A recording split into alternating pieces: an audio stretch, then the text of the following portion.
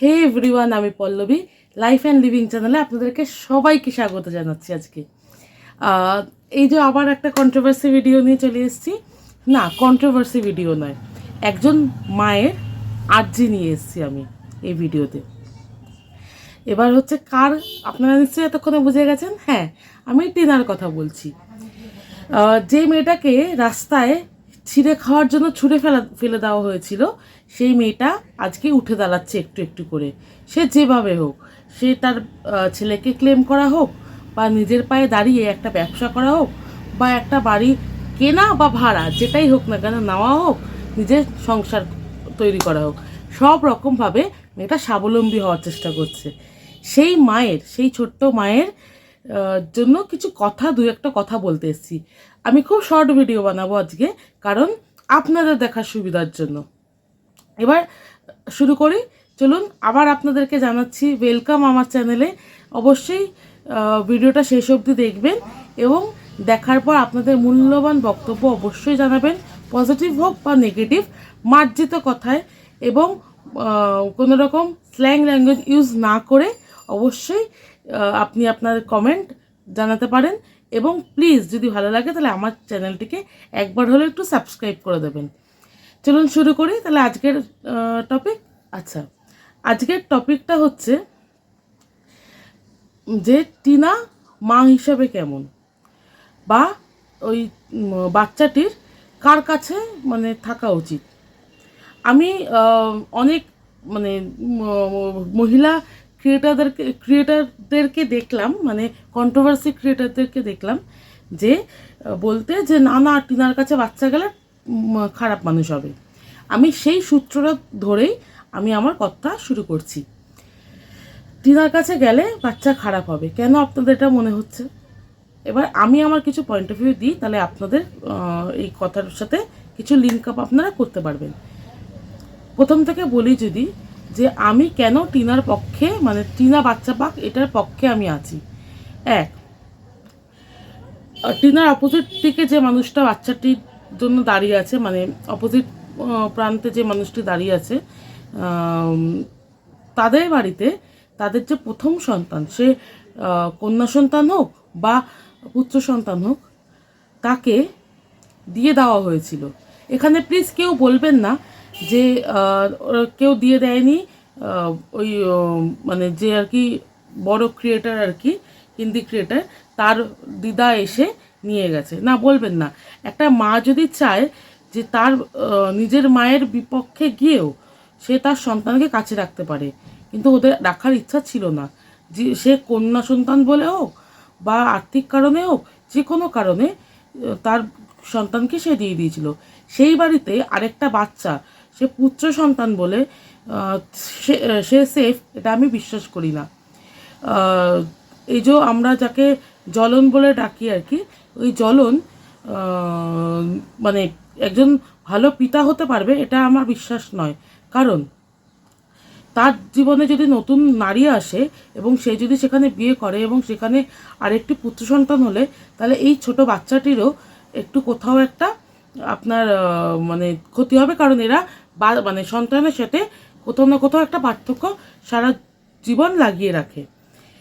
দেখুন আপনারা, একটা মেয়ে যে নাকি ওই বাড়ি থেকে বেরিয়ে এসে তার মামা বাড়িতে মানুষ হয়ে কোথায় গেছে, আর আরেকজন যে নাকি তার মা বাবার কাছে থেকে কোন অবস্থায় আছে। সে, তার নিজের কোনো ক্ষমতা নেই, সে তার পৈতৃক বাড়িতে রাজমহল তৈরি করছে, তাও কিনা বউ বেছে। এর কাছে সন্তান মানুষ হবে? যার বাড়িতে নাকি প্রথম সন্তানকে ছুঁড়ে ফেলে দেওয়া হয়েছে, তার থেকে যার বাড়িতে কন্যা সন্তান হওয়া সত্ত্বেও এটা খারাপ সিচুয়েশনে জড়িয়ে পড়া সত্ত্বেও, মানে আমি টিনার বাপের বাড়ির কথা বলছি, এদিকে দেখুন ওরা তার মেয়ে একটা খারাপ সিচুয়েশনে জড়িয়ে পড়া সত্ত্বেও তার মেয়েকে কিভাবে আগলাচ্ছে। তাহলে আমরা, আমাদের সমাজের কাছে কে ভালো? যে প্রথমে কন্যা সন্তান হোক বলে হোক বা যে কোনো কারণে হোক, যে তার প্রথম সন্তানকে ছুঁড়ে ফেলে দিয়েছিল, সে ভালো? নাকি একদিকে হাজার মানে খারাপ সিচুয়েশনেও যে তার সন্তানের পাশে দাঁড়িয়েছে যে বাবা মা, সেই পরিবারটা ভালো? আমার কাছে সেই পরিবারটাই ভালো যে নাকি তার সন্তানের পাশে দাঁড়িয়েছে, সে যে কোনো সিচুয়েশনে হোক। সে যে কোনো সিচুয়েশনে হোক, বিভিন্ন রকম সামাজিক বদনামের উপেক্ষা করে হলেও সে সন্তানের পাশে তারা দাঁড়িয়েছে। সেই পরিবারটাই ভালো। যে কিনা প্রথম সন্তানকে ছুঁড়ে ফেলে দেয়, সেই পরিবার ভালো হতে পারে না। এই গেল আমার প্রথম পয়েন্ট। দ্বিতীয় পয়েন্টে আসি। শিক্ষাগত দিক থেকে মা আর কি, টিনা অনেক বেশি কি বলবো, অ্যাটলিস্ট পিতার থেকে অনেক বেশি, বলবো না, পিতার থেকে অনেক বেশি শিক্ষিত, এবং তার মধ্যে একটা শিক্ষা চর্চার আভাস আমরা আগেই পেয়েছি। যখন বাচ্চাটির সাথে ও থাকতো তখন বাচ্চাটিকেও নিয়মিত পড়াতে বসাতো, সেটা আমরা দেখতে পেতাম।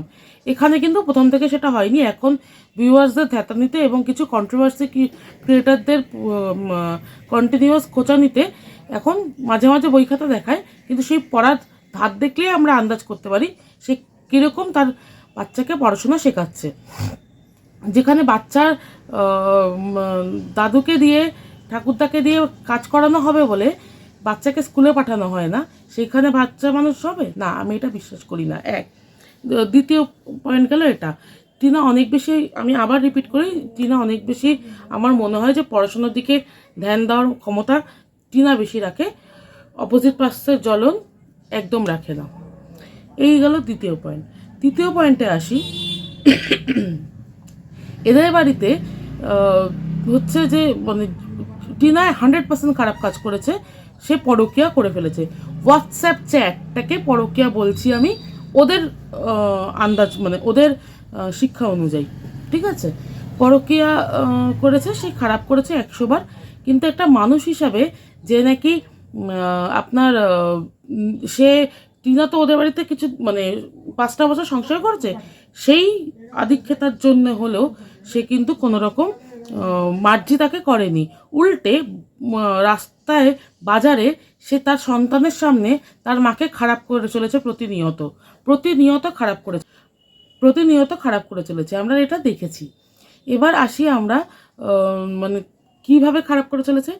একটা ঘটনা ঘটেছে যেটা আমাদের public reels life and real life প্রত্যেকটা মানুষ আলাদা করে, এবং বড় বড় অ্যাক্টর অ্যাক্ট্রেসরাও সেটাকে আলাদা করে। কিন্তু এই দিকে দেখুন, আমি জ্বলনের পরিবারের কথা বলছি, যারা আলাদা করতে পারেনি, সেখানে তার বাচ্চার সামনে এমন একটা সিচুয়েশন তৈরি করেছে যে বাচ্চাটা বড় হলে তার মায়ের সম্পর্কে এই কথাগুলো তার কপালে সারা জন্ম ট্যাগ হয়ে লেগে থাকবে, তাই তো? আমরা আরেক দিকে আপনি টিনাকে দেখুন, সে একদিন মাত্র খুব রেগে গেছিল বলে বলেছিল, তাও সে ক্ষমা চেয়ে নিয়েছিল, কিন্তু সেটাও সে ভুল করেছে, আমি সেটা অস্বীকার করছি না, কিন্তু সে একদিন রেগে গিয়ে বলেছিল, বাদবাকি কখনো সে পিতা হিসাবে তাকে কখনো খারাপ বলে না, তার সাথে এতটা অন্যায় হওয়া উচিত সত্ত্বেও। এবার আপনারাই বিচার করুন আমার থার্ড পয়েন্ট নিয়ে, যে একটা শিশুর পিতা তার মাকে পুরো বাজার, একটা শিশুর পিতা, যেটা বলছিলাম, বাজারে তার মাকে কন্টিনিউ বেঁচে গেছে এবং কন্টিনিউ খারাপ করে তুলেছে। আরেকদিকে মা, সে পিতা হিসাবে সে তার স্বামীকে কখনো ছোট করেনি, যাতে সে যদি সন্তান যদি বড় হয়ে দুজনের ভিডিও দেখে, সে কি শিখবে পিতার ভিডিও থেকে? যে সে জন্ম দেওয়া মা সে খারাপ, কিন্তু যদি সে মায়ের ভিডিও দেখে, সে কি দেখবে? সে মা লড়াই করেছিল, কিন্তু আমার বাবাকে কখনো খারাপ কথা বলেনি। তাহলে কার কাছে বাচ্চা ভালো মানুষ হবে? এই গেল আমার থার্ড পয়েন্ট।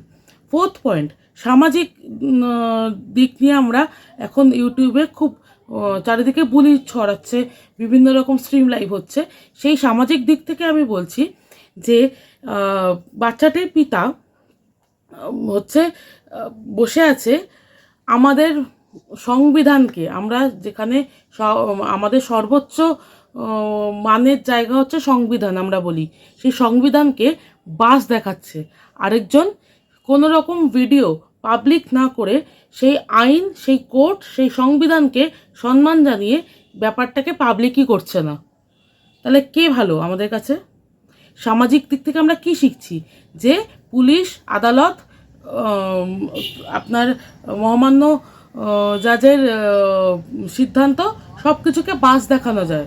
আর আরেকদিকে আমরা শিখছি যে না, আইনত যে কোনো সিদ্ধান্ত, সংবিধান, পুলিশ, আদালত এগুলোকে ইউটিউবে আনা উচিত না বা পাবলিক করা উচিত না, তার সম্মান দেওয়া উচিত। তাহলে সামাজিকভাবে কে শিক্ষিত বেশি, সন্তানটির মা না সন্তানটির বাবা? তাহলে সেই ক্ষেত্রেও তো আমরা বলবো যে সন্তানটির মায়ের কাছেই থাকা উচিত। হ্যাঁ, এই সব কারণের জন্যেই টিনাকে আমি চোখ বন্ধ করে বিশ্বাস করি যে সন্তানটি টিনার কাছে আসা উচিত। এই এতগুলো পয়েন্টের পরেও আমি শেষ একটাই পয়েন্টে দেবো, একটাই পয়েন্ট যেখানে আর কোনো মানে পয়েন্ট বা কোনো লজিক, কোনো রকম সিদ্ধান্ত খাটে না। সেটা হচ্ছে যে একজন সন্তানের একজন মাকে খুব প্রয়োজন। একজন মাতৃহীন সন্তান যে কী সাংঘাতিক আপনারা কেউ জানেন না সেই কথা, বা কেউ কেউ জানেন হয়তো। একজন মা হিসাবে সন্তানকে ফিরে পাক, এটাই হচ্ছে সবথেকে বড় লজিক হওয়া উচিত। টিনার তো আর কিছু নেই, আর কিচ্ছু নেই। কতদিন তার বাবা মা, তাদেরও তো বয়স হয়েছে। আমরা সবাই জানি যে টিনার দাদা বৌদি খুব ভালো হওয়া সত্ত্বেও আমরা জানি যে সিবলিংস রাইভেলরি এখন একটা মেজর জায়গায় পৌঁছে গেছে। বাবা মার পর আর টিনার কে আছে ওই সন্তান ছাড়া? তাই আমি বলছি যে টিনার বাচ্চা ফেরত পাওয়ার 100% উচিত। আর আমার মহামান্য আদালতের কাছে, আমার মহামান্য বিচারপতির কাছে মানে আস্থা বা আমি মানে অনুরোধ জানাচ্ছি যে সন্তান যেন ফেরত পায় তার মা। কারণ একজন মায়ের কাছে তার সন্তানের থেকে বড় আর কিছু হতে পারে না। আচ্ছা, আজকের ভিডিওটা এই অবধি। এই ভিডিওটার পরে হয়তো অনেকের প্রশ্ন আসতে পারে যে টিনা তাহলে আগে কেন সন্তান নিয়ে যায়নি। সেই রিলেটেড ভিডিও আমি আর কিছুক্ষণের মধ্যে আপলোড করব বা কালকে আপলোড করব। আজকের জন্য এইটুকুনি। ভালো থাকবেন, সুস্থ থাকবেন এবং খুব সাবধানে থাকবেন। আর দেখা হচ্ছে নেক্সট ভিডিওতে। টাটা।